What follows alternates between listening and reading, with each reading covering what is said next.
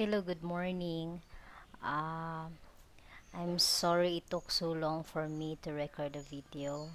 I have been busy with other commitments at work, but I just want to say thank you for your patience and I appreciate all of you for continuing or to comply all the requirements being asked for the subject. And most especially, I appreciate for those who have sent or submitted their video pitching, and then for those who tagged me with your ideation. Since I cannot finish checking all of it together with the panel from the computer science instructors, instead of the instead of the exemption for the midterm, you will be the top 10 will be exempted for the finals. But anyway, I will post the details of this uh, new announcement regarding the exemption for the exam or major exam because of your excellent work or the top 10 for the ideation pitching. But anyway, this video is actually intended for the lesson 5, the intellectual property. So I'll be showing to you, at least give you a quick discussion of what is intellectual property is all about. I remember that we have discussed this, just a little bit of this topic with your CS 111. So by this time, I will be discussing to you the intellectual property. So I intended to follow right away this topic next after your ideation, because this is really timely, or this ideation and intellectual property is really what the right sequence. Okay, so at the end of this topic, I hope that you will be able to learn to define what is intellectual property, vocabulary, words, and concepts, to identify what is the difference between a patent, a copyrights, and trademarks found in everyday experiences, and to apply an IP or intellectual property law principles, and then to write reports on project work and critical reflect on your own learning. Okay, so what's intellectual property? We have been hearing this from every day, especially in school. What is IP? So, IP is a term of any intangible asset, something proprietary that doesn't exist as a physical object and that has no, but has value. So, what are those things that we can consider as intangible assets? So, when you say intangible assets, it is the asset that's not physical in nature, meaning to say you cannot touch it. That is something that is you can only that is something that the IP or the intellectual property comes in. So there are examples of intellectual property. We have designs, concepts, software, that is ComSci comes in, inventions, trade secrets, formula, or brand names. So intellectual property is defined by United States Patent and Trademark Office. We also have that here in the Philippines. We call it, if it's in the US, it is USPTO, but here in the Philippines, we have IPOFIL, Intellectual Property of the Philippines. That's IPOFIL. So that's creation of the mind, creative works, or ideas embodied in the form that can shared or can enable others to create, emulate, or manufacture them. So intellectual property can be protected in different ways. So these are the four primary types of intellectual property protection in the Philippines. So I'll be differentiating these six types of intellectual property shortly. I will not read this. Anyway, you have the copy of this already. I will just give examples, actual examples that is happening actually, especially here in the Philippines. So this is what we call the conceptual diagram of what is when you have the business assets. How can you protect your business assets? So it is actually divided into two, or categorized into two. So we have tangible assets, we have intangible assets. So again, uh, what is intangible assets? So as I mentioned a while ago or earlier, intangible assets are those assets that is not physical in nature. So that is know-how, human resources, business relationship, or brands, and so many other things. We will discuss it later.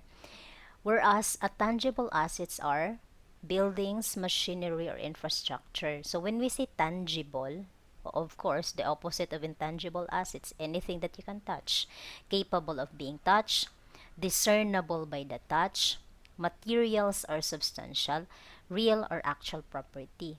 So if you're going to protect your tangible assets, so let's say for example, if you have a business, a sari-sari store, or any tangible business or assets, you have to go to the uh, bureau where they can give you a permit, let's say business permit. uh, if it is real estate, you have title of the land, you have declaration, you have deed of sale. So those are the things that will protect your tangible assets. So how about intangible assets? How can you protect your intangible assets? The perfect example of intangible assets are actually your ideation. That's why I always mention to you before that if it is your idea, if your ideation or your pitching or your BMC really comes from you, you own that. That is your asset. That is your intellectual property. No one can get it from you because you own it. You are the one who that's your own idea. You are the one who invent that out from your creative mind. So, let's say for example, if you have the ideation already, if you have that idea already, you own it, you invent it, it's unique. You can actually apply for IPO, or you can actually apply for intellectual property ownership. Okay? So, that's the same reason why after hydration I actually introduced to you what's IP is all about. So, what is patent? So this the following discussion will be differentiating among the six types of intellectual property. So what is patent? Patent. So it is a title providing the inventor or the applicant with exclusive right to prevent others from possessing, using, selling, manufacturing, and importing patented invention or offering to do any of this with a definite geographical area. Okay, so what can be patented? So your ideation, the idea that you have in mind, and then once it comes to be application already, you can actually apply it for patent. Like last year when this pandemic is not yet here, was not yet here, or was not even uh, born here in the on Earth, we actually apply for a patent. Me, Sir Kanja, I think Sir Emer, the three of us actually applied for a patent of our ideation. And now it is actually in the IPO field already, waiting for the approval. So those are still idea. Once it comes back to us and then we are going to have it commercialized, we can call it application already. So we can apply for it. So anyone that that will be using or selling or manufacturing those idea of us without permission from the one who applied, especially me or Sir Kanja or Sir Immer, it will definitely be punishable by law because it is already owned.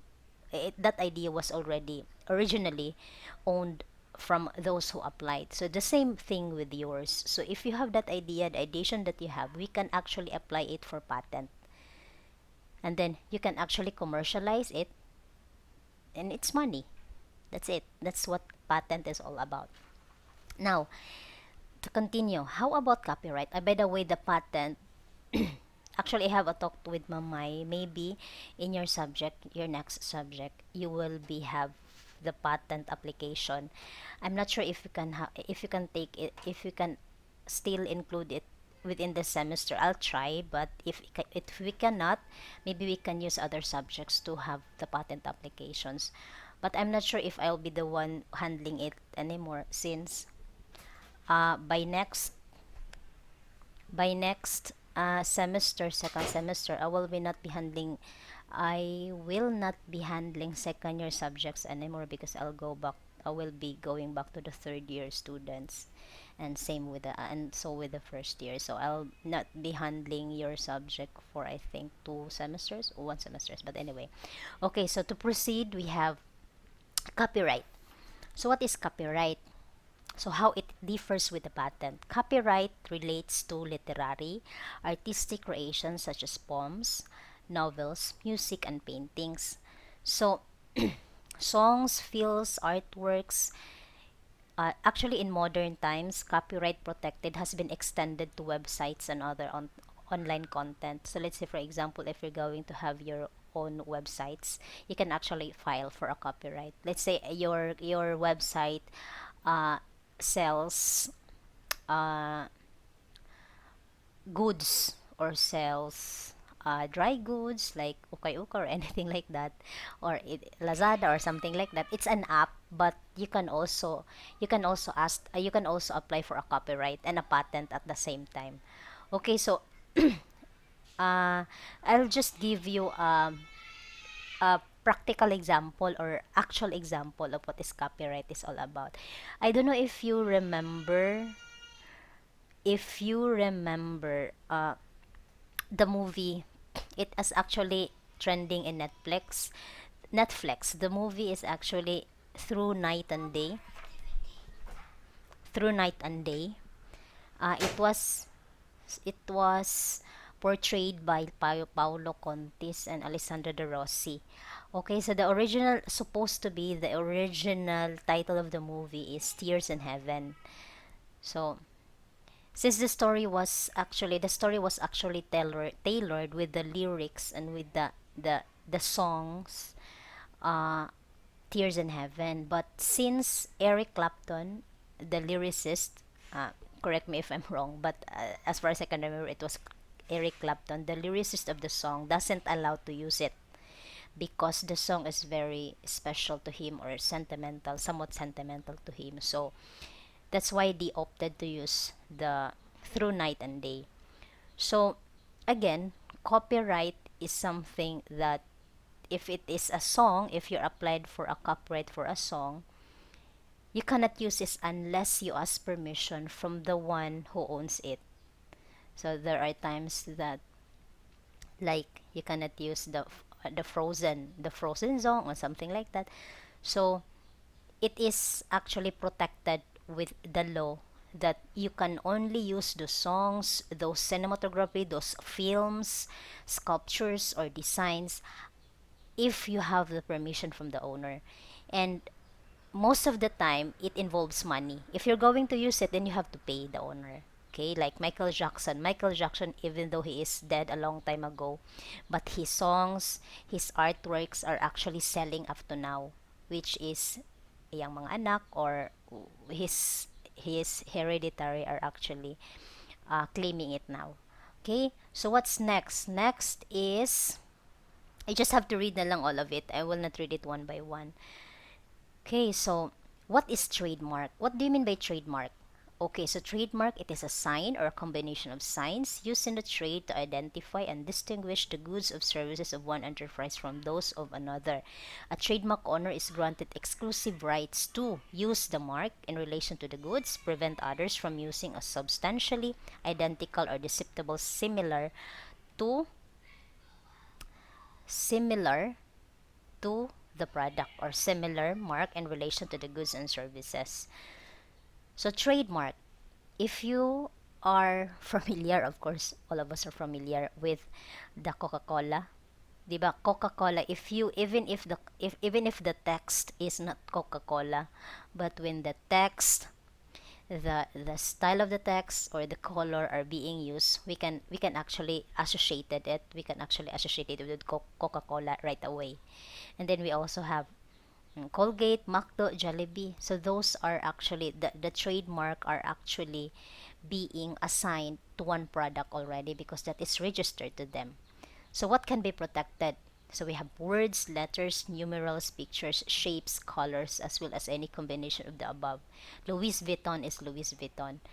Hermes is Hermes. So if you're going to use those logos or even the style of the font, you can be punishable. It can be punishable by law.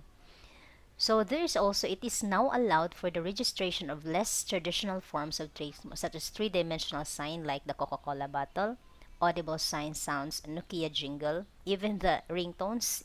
You can also ask it because that is already trademark from that single product, or the olfactory signs, smells such as perfumes.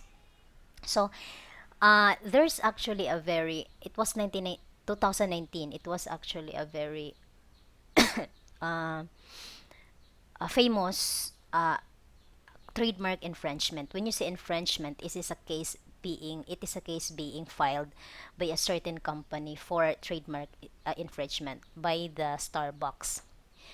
Starbucks is a famous coffee house that actually filed for an coffee actually filed for trademark infringement. Frappuccino is actually marks only differs from Starbucks coffee. So some a Manila, I think it was a coffee house in Manila Coffee House, something like that. They applied to register their Frappuccino, but Frappuccino was actually famous or registered by Starbucks already. Actually, they only differ with one letter, but the text, the style of the font is actually used by Starbucks. So Starbucks won the case. The Manila Coffee House, correct me if I'm wrong, was actually defeated. So those kind of trademark is actually being protected as long as you registered it first. Okay, so we also have trade secrets. So what's secrets? A trade secret is a formula, pattern, physical device, idea, process, or any other things that is trade secret. So what are the example of the potential trade secrets? We have formula for a sports drink, survey method by professional pollsters, a new invention, or a marketing strategy. So what are the famous trade secret? So if you're notice, these are the famous trade secret. We have Coca-Cola recipe for their signature drink. So they have applied or registered the signature drink or the recipe for their signature drink to as a trade secret. So anybody who can or anybody who works for Coca-Cola and then you steal or you stole that recipe, you are punishable by law. The McDo, the the KFC secret blend of 11 herbs and spices, if you the sauce or the gravy that is very special to them, that recipe or the recipe of that secret blend of 11 herbs and spices is or was already registered under KFC. So if anyone who works for KFC and stole that kind of that recipe, again, you are punishable by law. And so with the W40 formula and so many other things. And also the Google search algorithm. Of all the SEO or the search engine optimization, actually the number one is Google. Anywhere in your from all the search engine, the number one is the Google search because they have a comprehensive search algorithm. So that's search algorithm that they have been using in their Google websites is actually registered. So it is it is actually protected, very protected from the law. So if anyone will get it, you are punishable or you will be punished by the law. Okay, so the secret the secret recipe of 11 herbs and spices lies in a bank vault. So I will just read it because this is actually the most famous. So few people know it and they are contractually obligated to secrecy. So when you are actually obligated or contract to keep that secret, you are going to send or you are going to sign an NDA. An NDA is actually a contract, but the meaning of NDA is a non-disclosure agreement. So that is a non-disclosure agreement, meaning to say if you disclose or if you tell somebody what's the secret ingredient, automatically you will be penalized or you will be punished. Okay? So what is a utility model? So a utility model is an invention or in the mechanical field. So utility models are usually sought for technical less complex invention or for invention that have short commercial life and normally do not meet the patentable criteria. So if you pass a patent, especially for in the technical aspects, if you submit for a patent or you apply for a patent and the patent or the panel from the IPO field will not approve it for patent, automatically they will downgrade that to utility model. So that is what happened if you apply. So example of utility model are, let's say for example, you have the jeepney and then you enhance the jeep into something. That's utility model. And then also the famous peso net, like you can actually access internet with the 1 peso. It is actually a patentable, it is actually a utility model, good for utility model. Like when you insert 1 peso and then it give you 1 glass of water, that is actually utility model already. If you apply it for utility model, and if someone will copy it from you, they have to pay you because that is registered from you already. Okay, so what is industrial design? So industrial design, it refers to the right granted in many countries to protect the original ornamental or non-functional features. So example for the utility designs are this: the ergonomic design of a uh, certain invention. So design is the protection of the ornamental or aesthetic aspect of the product. So if anyone copy with this style or this industrial design, again, there's an equivalent punishment for you. A design makes a product attractive and appealing for the customers. So this is more on the designs or the ergonomic arrangement of a certain uh, industrial technology product. So the human aspects of the machine-made products, like safety, the color, the maintenance, and then the cost. So what kind of products? Let's say for example, being ugly or the McDonald's layout, exclusive branded shops layouts. So those are example of the industrial designs. Okay, so I hope this presentations helps you somewhat in understanding what's intellectual property is all about. And then if you have any questions or clarifications, please let me know so that I can assist you. And then I hope that you will continue working, you will continue complying because we're already halfway of the semester. So hope to see you guys soon. Thank you and have a great day ahead.